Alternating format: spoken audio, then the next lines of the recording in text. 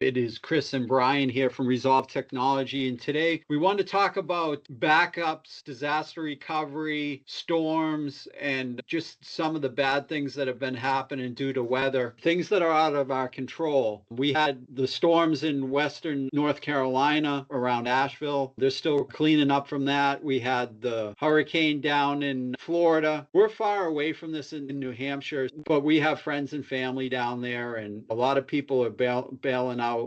Either the place is flooded, the roofs are torn off houses, trees falling on houses, things like that. So you have that personal side, but you also have the business side, right? Sometimes we forget when everything's going well, and business usually takes a back seat to personal. You want to make sure your personal stuff is in order first. Business, you spend a lot of time as an owner building up a business, and your employees work hard in a business for a long time. And it's something that you want to protect. You want to protect that asset. So we're going to talk a little bit about disaster recovery and some of the things that you got to think about pre-storm before the storm kicks off. And we'll just start with some simple ones like the 3-2-1 backup strategy. Chris, maybe you can talk about the 3-2-1 backup strategy and what you want to do as a minimum. All right. So I think there's a Veeam one that had a good, I'll put on the screen here. So essentially what they want you to have 3 copies of your data. This includes original data and at least 2 copies. And one of those copies, 2 separate media. Maybe you have it locally on a hard drive on site, and then you have another copy in the cloud. And that is for redundancy purposes. You also want to make sure that those are tested regularly. We can't just set it and forget it. Oh no, there's a storm, and go just run a recovery and it's not available. Sometimes it takes days to back up. Most people have terabytes of data, right? Even small businesses that we work with, they have terabytes of data. So depending on the internet connection, you don't want to wait till the last minute. Oh, we got a storm coming in a day or a couple days, and you start pushing that stuff off site to the cloud, right? Yeah. Because it could take a few days, right? Yeah, no, and especially if you're doing full image backups of your servers, of your file server. Yeah, you're looking at, depending on the type of network you have configured, not everybody can shoot that much data out to the cloud. And then you're also depending on the cloud servers and that infrastructure, whether it's Azure or AWS. Obviously, a cloud backup is something that even if you don't have a disaster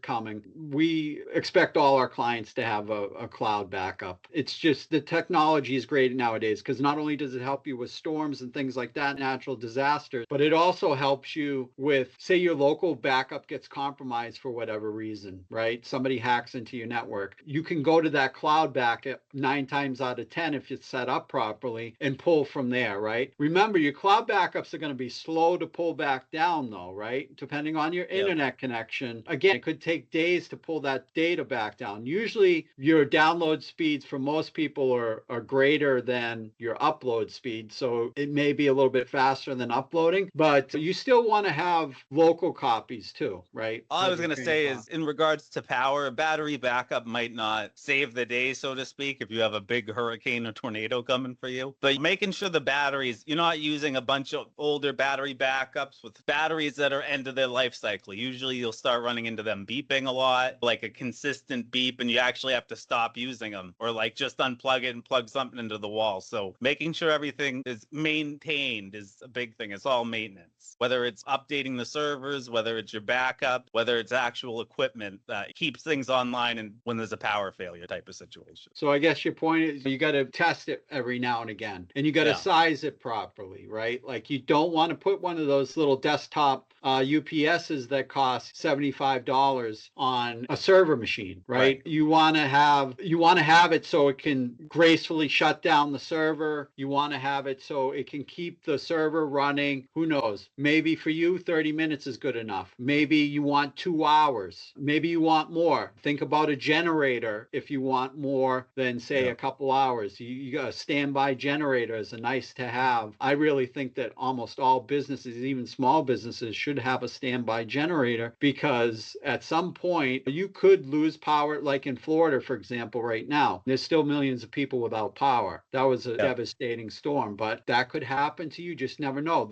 Florida also had a lot of tornado warnings. And so I think maybe a handful touched down, but they had a lot of tornado warnings. That's the other thing that can happen, not just hurricanes, right? You got tornadoes, fires, depending on what part of the country you live. Go ahead, Chris. Also, the other thing I wanted to mention is maybe it's important to have cold storage, backup on a USB drive in the owner's basement, or where they just manually backed up all their critical files and they just wanted that snapshot in time if all else fails. He at least has that. Yeah. Now, years ago, it was frowned upon as we did away with tape backups and people bringing backups home and things like that. We frowned upon that and said, oh, move stuff to the cloud. But we do see value in having that sort of cold storage, like whether it be a USB drive or it could be a network attached storage or whatever. If you're going to bring, if you're an owner, for example, you're going to bring it home, don't let your employees do it, first of all. They could get lost in the shuffle. If you were to bring it home, though, as the owner or the CFO or whatever, make sure it gets in a lock safe. But I would avoid trying to take any of that stuff home. Remember, some of these drives are small enough, you could put it in a bank deposit box, right? So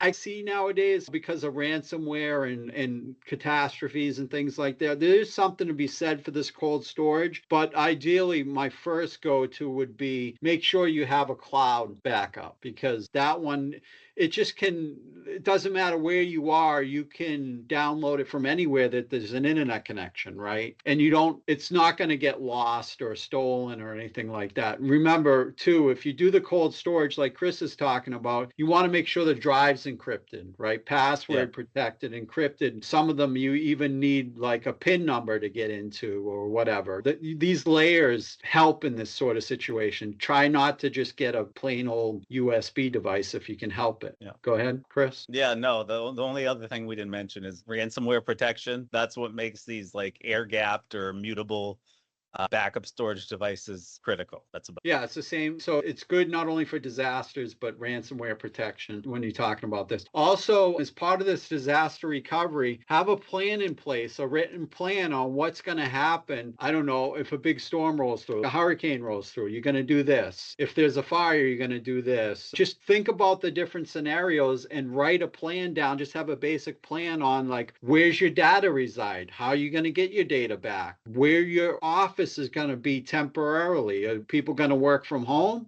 What data needs to be downloaded first from the cloud, for example? What servers need to get up and running first? Because all this stuff, it does take time. We have a lot of good technology, and when things go down, we can usually spin things back up very quickly. But if you don't have the server hardware to put it back, to put this on, it's going to slow you down, right? These are all considerations to make. You can spin things up in the cloud, right? If you want a faster response, if your data's already there in the cloud and you can spin it up in Microsoft Azure or something like that, or some other cloud provider, Google Cloud, Amazon, whatever, have that in your plan so that, and actually test it out. Okay, you're going to spin up these servers and then boom, you're in business fairly quickly. So yeah, all stuff to consider and put into a plan. Yeah, that's it. All right, I think we killed that one. All right, Chris. Right, I'll bye. see you later. Bye.